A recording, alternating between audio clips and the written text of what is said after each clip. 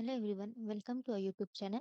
In this video, we are going to see what are data types and types of data types. So let's get started. Data type basically is called as the type of data to be stored. अब data type मतलब क्या होता है कि compiler को पता नहीं होता है कि हम कौन सा टाइप का डेटा स्टोर कर रहे हैं. फॉर एग्जांपल अगर हमें नंबर स्टोर कराना है तो इट्स नंबर ये ह्यूमन रीडेबल लैंग्वेज में यानी कि इंसान समझ सकता है कि हमें नंबर स्टोर कराना है. बट कंप्यूटर को वो समझने के लिए हम डेटा टाइप यूज करते हैं. Data types in C are basically of three types: primary, derived and user defined. Primary के अंदर आता है integer, character, float, double and void. Integer, character, float और डबल हम डिटेल में देखेंगे और वॉइड का मतलब होता है एम्प्टी. इसके बाद आता है डिराइव्ड और यूजर डिफाइंड. सी के अंदर हम function, array, pointer, union, enum ये सब अलग से टॉपिक्स पढ़ेंगे. That is a user defined data types. Now in primary data types को हम बोलते सकते हैं बिल्ट इन डेटा टाइप्स जो हमको सी के कंपाइलर ने बाय डिफॉल्ट दिया है. तो जैसे आप लोगों को पता होगा कीवर्ड्स कीवर्ड्स यानी कि जो फिक्स्ड वर्ड्स होते हैं जिसके मीनिंग चेंज नहीं होते हैं. उसी में ये कुछ कीवर्ड्स है. For example in. कीवर्ड्स हमेशा स्मॉल केस में लिखा जाता है इसलिए ये I N T is in a smaller case. Int का मतलब होता है इंटीजर. क्या होता है हम कब भी करेंगे इंटीजर. सो जब भी हमको पॉजिटिव, नेगेटिव या फिर जीरो कोई भी इंटीजर्स वैल्यू स्टोर कराना होगा नॉर्मल नंबर, हम इंट ये डेटा टाइप यूज करेंगे. इंट के लिए जो मेमोरी रिक्वायर्ड होती है वो होती है स्पेस 2 और 4 बाइट्स. ये 2 और 4 बाइट्स इसलिए क्योंकि ये आपके मशीन के कॉन्फ़िगरेशन पे डिपेंड करता है कि अगर आपका सिस्टम 32 बिट से या 64 बिट से. अगर 32 बिट से तो वो आपकी मेमोरी 2 बाइट्स लेगा और अगर 64 बिट से तो वो मेमोरी 4 बाइट्स लेगा. नेक्स्ट आता है फ्लोट. फ्लोट लेता है 4 बाइट्स. फ्लोट यानी कोई भी डेसिमल नंबर्स. डेसिमल यानी जिसके अंदर हम पॉइंट लगाते हैं. For example 3.6, 4.7 these are all my float data types. Double. Double यानी क्या, जिसमें हम डेसिमल लगाते हैं बट ये फ्लोट से ज्यादा होता है, डबल होता है. यानी कि अगर फ्लोट 4 बाइट्स ले रहा है तो उसकी मेमोरी हो गई 8 बाइट्स. फ्लोट में हम मैक्सिमम 6 to 7 डिजिट्स तक स्टोर करा सकते हैं बट डबल में हम एटलीस्ट 15 डेसिमल डिजिट्स तक स्टोर करा सकते हैं. देन इसके अलावा होता है कैर. CHAR कैर जिसका मतलब होता है कैरेक्टर.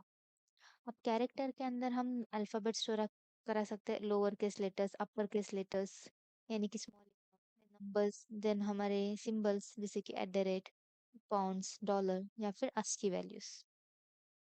नेक्स्ट आता है इसका सिंटैक्स. कोई भी डेटा टाइप को लिखने के लिए हमको उसका सिंटैक्स लिखना पड़ेगा. डेटा टाइप में हमको बाय डिफॉल्ट डिक्लेयर करना ही है. अगर आप मिस कर देते हो तो आपको एरर आता है. डेटा टाइप आपके वेरिएबल का नाम. वेरिएबल्स क्या होते हैं ये हमने पिछले वीडियो में देखा था. स्टिल अगर आपको रिवीजन चाहिए तो आप वेरिएबल का टॉपिक पढ़कर वापस आ सकते हो. एंड देन उसमें कोई वैल्यू हम स्टोर करते हैं. फॉर एग्जांपल मुझे एक नंबर स्टोर कराना है जो है 5. तो उसके लिए मुझे डेटा टाइप लिखना पड़ेगा इन नम, क्योंकि ये जो 5 है ये इंटीजर टाइप का डेटा है इसलिए डेटा टाइप यहाँ पे डिफाइन कर रहा है इन नम. तो ये जो 5 एक वेरिएबल है नम, उसके अंदर मेरा 5 ये नंबर जाकर स्टोर हुआ है. नम के अंदर मैं कैरेक्टर स्टोर नहीं कर सकती हूँ, फ्लोट स्टोर नहीं कर सकती हूँ. इसमें हम इंटीजर यानी सिर्फ इंटीजर ही स्टोर करेंगे. इसी केस में आता है नम वन जिसके अंदर हमने पॉइंट नंबर डाला है क्योंकि हमने फ्लोट डिफाइन किया है. कैरेक्टर होगा तो हम एज करेंगे, डबल होगा तो आप कोई भी नंबर स्टोर कर सकते हो. इसके बाद आता है next topic, that is format specifier. Format specifier का सिंपल मतलब आप ये समझिए, अगर आपने कोई नंबर या कैरेक्टर दिया है और वही नंबर वापस अगर हमको प्रिंट कराना हो तो हम यूज करते हैं फॉर्मेट स्पेसिफायर. फॉर्मेट स्पेसिफायर के आगे बाय डिफॉल्ट हमेशा हम परसेंटेज साइन लगाते हैं. इसका मतलब ये नहीं कि हम यहाँ कोई परसेंटेज कैलकुलेट करेंगे. It's just to denote that it is a format specifier. अगर आपको इंट डेटा टाइप के लिए फॉर्मेट स्पेसिफायर लिखना है तो आप यूज करोगे %d या %l भी कर सकते हो. देन आता है कैरेक्टर के लिए %c, फ्लोट के लिए %f, डबल के लिए LF और लॉन्ग डबल के लिए भी LF. तो चलो एक प्रोग्राम देखते हैं so that your confusion will be clear. Okay, we are on the Dev C++ screen. हम इसमें आपको जो चाहिए वो आईडी आप यूज कर सकते हो. For example visual studio, Dev CPP, code block, turbo. But हम यहाँ पे देव CPP यूज करेंगे. So let's get started. This is my program hash include studio dot h. ये होता है मेरा हेडर फाइल. देन आता है मेरा इन मेन. अब बहुत लोगों के ये डाउट होंगे कि ये इंट जो यहाँ पे लिखा है तो क्या डेटा टाइप है? नहीं, it is an optional thing. अगर आपको नहीं लिखना है तो भी कोई एरर नहीं आएगा, आपको मेन लिखना है तो आप मेन भी लिख सकते हो। इसके अंदर अगर मुझे एक नंबर प्रिंट कराना हो, I need to declare a data type that is known as int. अगर मैंने एक वेरिएबल का नाम दिया है और उसमें वैल्यू स्टोर की है 5, तो आप देख सकते हो जो इंट है उसका कलर बोल्ड है। वो इसलिए क्योंकि that is my keyword. Keyword का एक रिजर्व मतलब होता है, इसीलिए जहाँ पे भी आप कीवर्ड्स लिखोगे प्रोग्राम में वो ऑटोमेटिकली बोल्ड दिखेंगे। यहाँ पे मेरे वेरिएबल का नाम है नम और इसमें मैंने वैल्यू स्टोर की है 5। अब अगर मुझे इसे प्रिंट करानी हो तो प्रिंट एफ, फॉर एग्जाम्पल मैंने लिखा वैल्यू ऑफ नम इज, ये जो ब्लू लाइन दिख रही है डबल कोट के अंदर, आपको जो लिखना है आप लिख सकते हो, value is, value of num is, जो चाहे वो लिख सकते हो। बट मुझे एक इंटीजर प्रिंट कराना है, तो वो इसके लिए फॉर्मेट स्पेसिफायर होगा परसेंट डी। अब परसेंट डी हमने किस लिए यूज किया है, कौन से वेरिएबल के लिए? नम के लिए। हमको कॉमा डाल के डिक्लेयर करना पड़ेगा नम और लास्ट में semicolon. This is example for normal integer with format specifier. Then इसको कर दो सेव। फॉर एग्जांपल मैंने इसका नाम दिया है format dot C, execute, compile and run, no error, तो नीचे आएगा। C, you can see the output on the console, value of num is 5। Now for example मैंने वैल्यू चेंज कर दी 10, तो भी कोई फर्क पड़ेगा? No, I will get the output as value of num is 10, क्योंकि variable can change the value during executions. Clear है? तो आपको जो भी वैल्यू देनी है आप ऐसे दे सकते हो। ये था नम इंटीजर के लिए। वैसे ही अगर मुझे फ्लोट डिक्लेयर करना है, मैं लिख दूंगी फ्लोट, कोई और वेरिएबल का नाम और इसमें कुछ वैल्यू प्रिंट करेंगे। तो मुझे कैरेक्टर देना है तो आप कैरेक्टर ले सकते हो, उसके लिए एक वेरिएबल। बट कैरेक्टर स्टोर करते वक्त आपको हमेशा सिंगल कैरेक्टर होगा, तो सिंगल कोट में डालना है।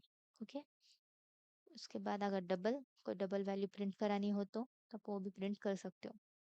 फॉर एग्जाम्पल डबल के अंदर मैंने लिख दिया 5, आपको क्या लगता है, will I get an error? So no, because float और डबल के अंदर हम इंटीजर स्टोर कर सकते हैं, बट इंटीजर के अंदर हम फ्लोट और डबल स्टोर नहीं कर सकते।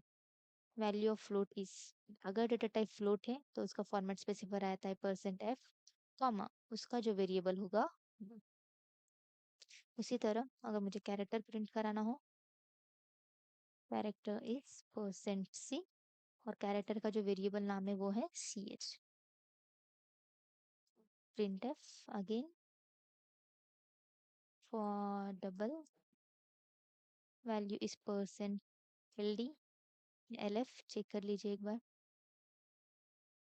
Percent L F comma D. अब कीजिए run, value of num is 10, value of float is 5.5, character is A, double value is 5। अब मैंने यहाँ पे इंटीजर दिया था, स्टिल उसने मुझे 5.000 दिया है, क्योंकि वो मैंने डबल के फॉर्म में लिया है। ये सब कुछ एक लाइन में है इसलिए मुझे कंफ्यूजन होगा, तो मुझे अगर न्यू लाइन में कुछ डालना होगा तो हम डबल कोट के अंदर लगाएंगे स्लैश एन। जहाँ जहाँ आप स्लैश एन लगाओगे उसका नेक्स्ट पार्ट न्यू लाइन पर आ जाएगा। Let's check.